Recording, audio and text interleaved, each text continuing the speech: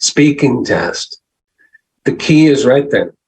Speaking. You must be willing to speak. If you're willing to speak, you will do better on the test. You don't have to be perfect, but you need to speak.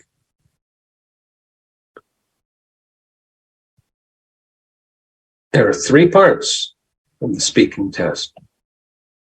Questions, part 1 is questions about you. Do you live in a house or an apartment? Do you work or are you a student? It's about you. What's your favorite hobby? Tell me about your hometown.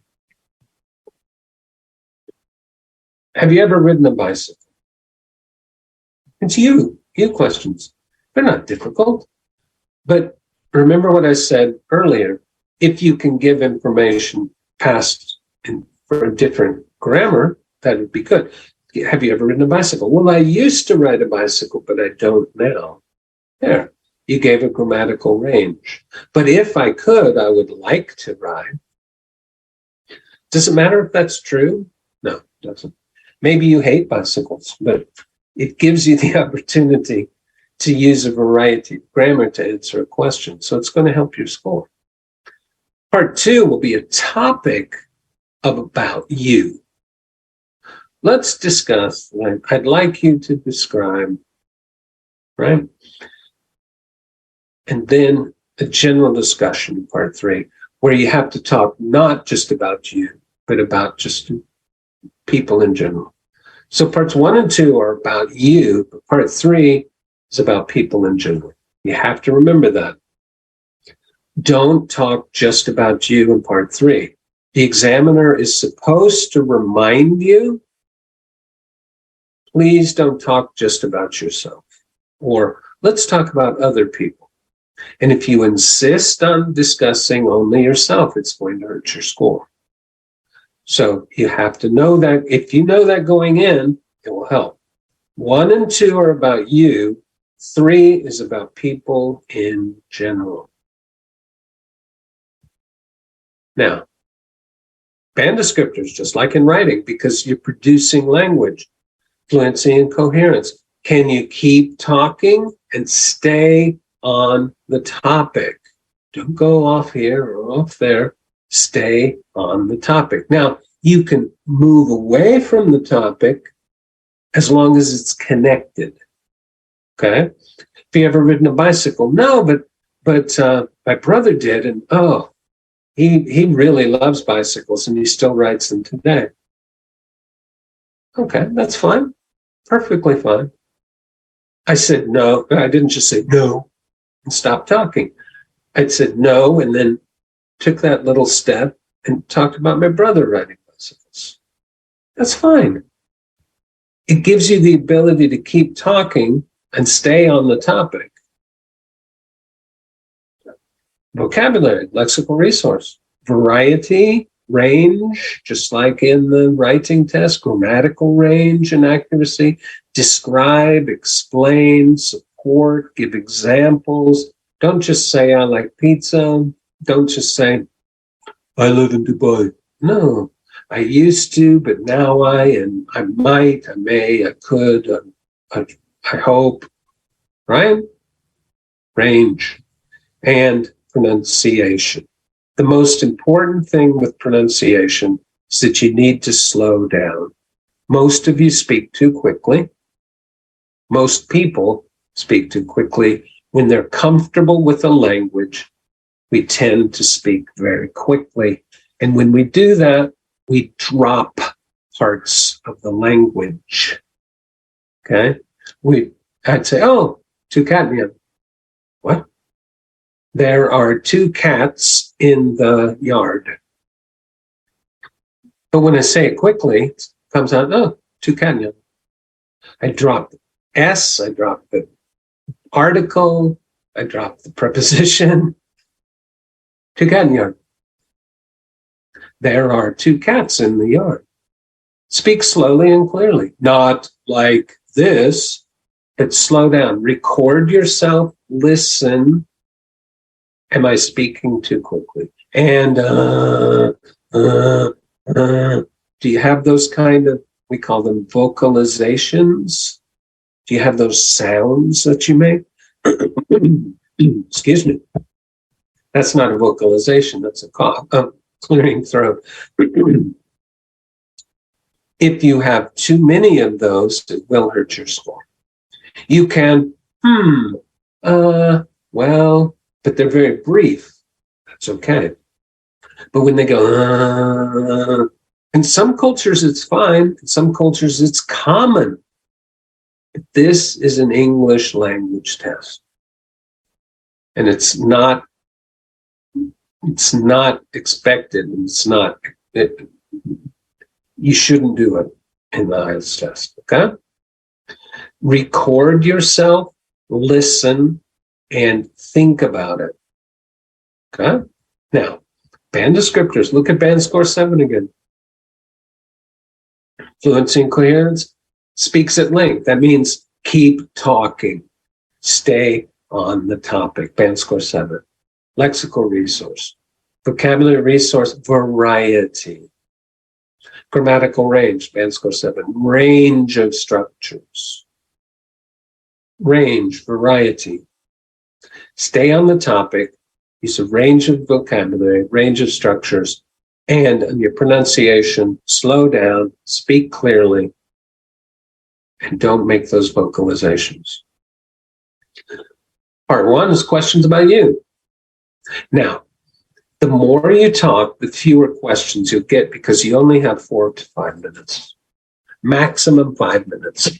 When you see the examiner looking down or writing something, it's the time. That's all they're doing because they have to keep to that very strict time limit. If they don't, they get in trouble. They get in serious trouble. So you've got this much time, 5 minutes maximum. Do you want 14 questions? Because 11 questions? Or do you want 3 or 4? It's up to you. If you keep talking, you will get fewer questions. So keep talking. So let's look at an example. So let's talk about your hometown or village. What kind of place is it? Small. It's not good enough. It's a small place and it's in the middle of nowhere and there's lots of farms around it and not very many people live there and just keep talking and explain. Why did you say it was small? Why? Or I love it and it's great and I will move back there, or I hate it, or it's big, it's huge, it's a giant city, it's Mumbai, it's Delhi, it's Istanbul, it's Cairo, and oh, I love it and it's the best place, and just keep talking. Because if you do, you're using the time and they won't ask you all the questions because they won't have the time to do it.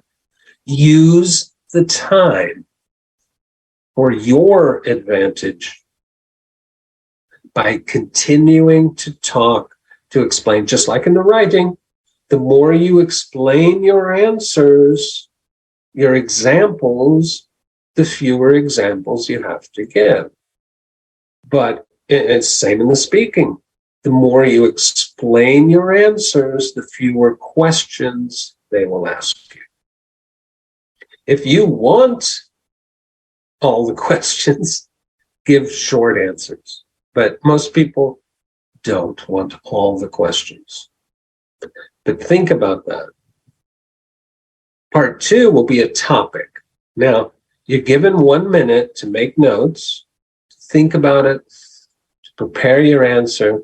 But remember, you need to keep talking, and you can take those steps.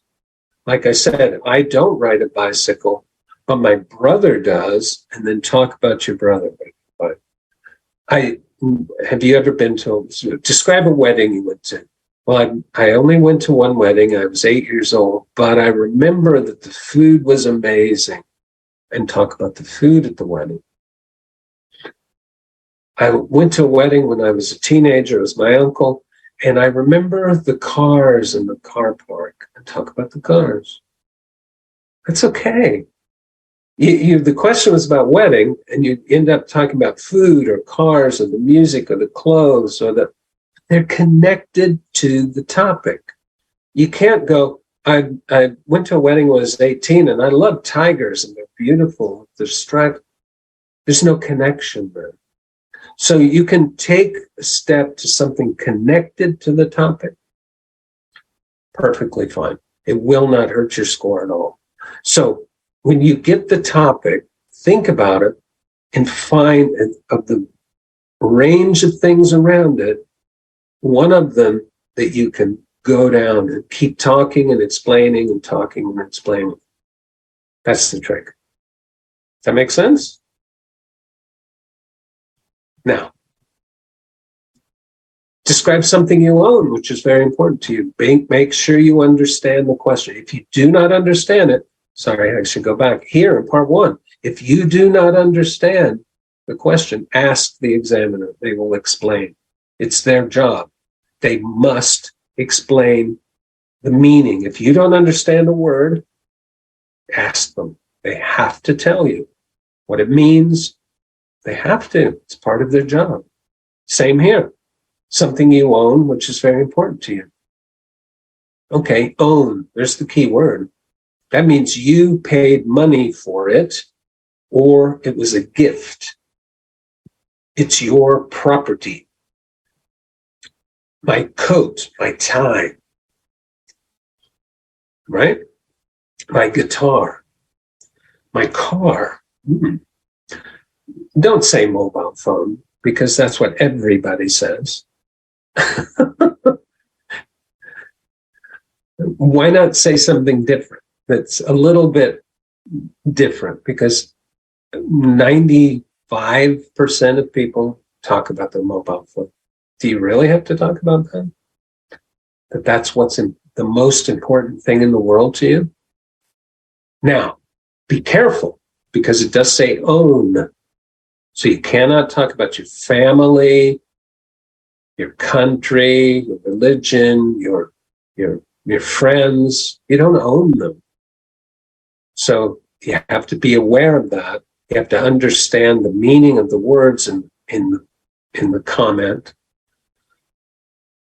If you don't understand, ask. If you say, what's own?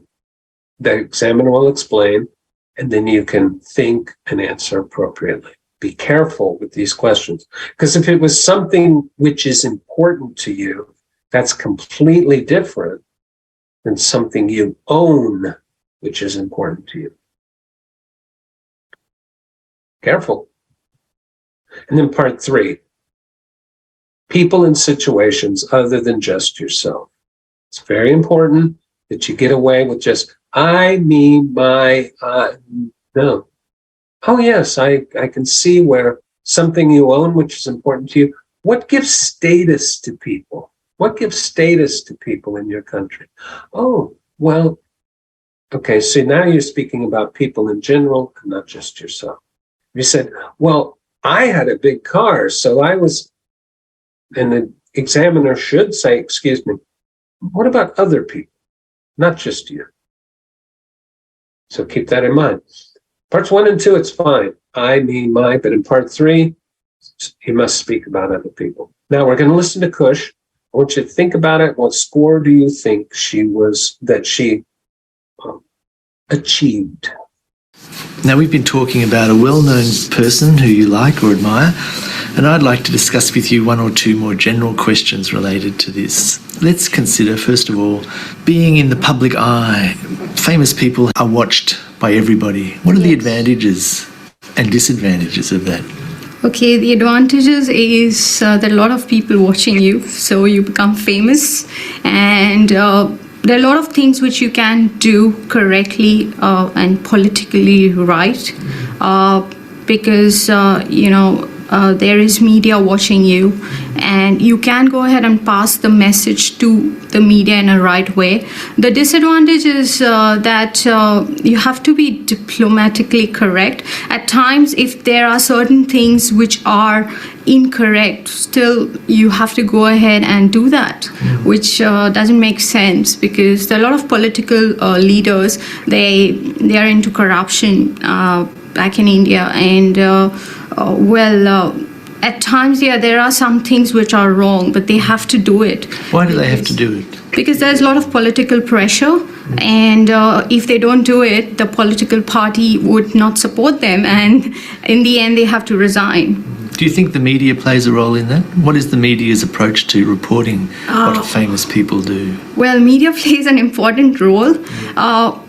At times, media will actually show things which are not correct, or if you see it, it looks like he's wrong, but that's not the case. So media plays a very important role. They portray in a wrong manner at times, and sometimes they do portray in a right manner. Can anything be done about that, do you think? Not really, because in today's world, what has happened is everything is communicated by media, television, news, internet. So you just have to go ahead and probably call the media and do a meeting and answer questions to the public and give justification and reasons. Very often the media reports on the most trivial things in important issues, but people are fascinated by those things. Why are people fascinated by it? Because these days people like to listen to gossip and trivial things. They're not interested in the bigger part, what's happening. They have a simple life. They would like to live it their way. They are not bothered what is happening within the country. There are only few people you see are really interested in knowing about the country and getting all the information and reacting. Let's go on and talk about this celebrity culture. How are famous people used by advertisers nowadays? Famous people are really used for advertising because, one, they can promote the product, and two, there are a lot of fans. They're fans. So obviously, if they are using that product, what will happen is those fans will actually use that product, and of course, it's a money-making business. I mean, if Mahatma Gandhi wore a watch of Swatch, I would wear it. Yeah, I would wear it. I was like, oh, he wore it, I'll wear it. The use of famous people in advertising and other things, do you think that has a negative effect, especially on young people? At times, yes. There are some of the advertisements which are not meant or not, they are offensive to younger generations. So at times, yes. Do you think that famous people can influence public opinion beyond just selling things? They can make people vote differently or believe? Yes, they can. They influence a lot of people today. Even cricketers or any kind of famous personality, they influence the public, to do things. How do you feel about that? Well, I'm fine with that as long as, at times I do like, but then at times I don't like, so I don't bother much. All right. Well, thanks, Kush. That's the end of the speaking test. Thank you. Okay. Do you have any idea what score she may have achieved? There it is again. Kush achieved a band score of 8. Very, very good. Excellent score. Fluent. Long and detailed responses. Wasn't perfect. Definitely not. There was a little bit of hesitation, but it was finding the right words to say. It wasn't, she wasn't confused. She used good fillers. That's, I'm very, very good use. Lexical resource, wide range of vocabulary, She used idioms and collocations, money making, in today's world, promote the product. She had a couple of things, but very, very good overall. Wide range of structures. Most of her sentences are error-free. She only had minor errors occasionally, and her pronunciation was clear. There were a couple of issues, like saying product instead of product, as a native speaker would. But her rhythm and stress was very good. But there were a couple of little things. But overall, she achieved an excellent score. So you can see the key is to keep talking, stay on the topic, explain as much as possible.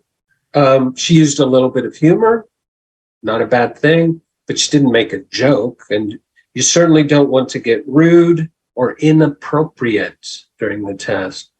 And let the examiner lead the test. Don't try and take over the test.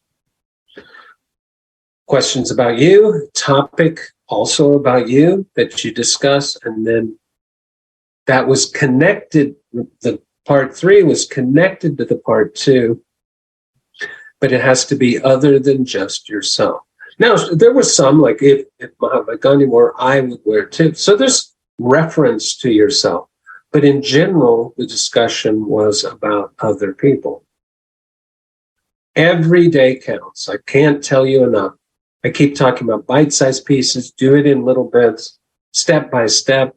Surround yourself with the language as much as possible between now and when you take the test, because anything will help. But you have to push yourself. I'm not going to be there to knock on the door. You have to push yourself. And you have to make it so that it fits with your life rather than it takes over your life. Because if it fits with your life, it becomes part of your pattern, part of your system, and it becomes easier. But if it takes over your life, it becomes a danger. It becomes something you hate, and that's no good for anybody. You can see worldwide, or in the region anyway, this isn't the whole world, this is the region. Scores differ, but overall, writing is the weakest score and speaking is the strongest score. It's not the same everywhere, but overall, it is. Okay? Writing is the weakest worldwide and speaking is the strongest, which is kind of interesting to me because they're both producing language. So if you can speak a story, why not write the same story? Try it. I bet you'll do better. General training, same thing. Not the same scores,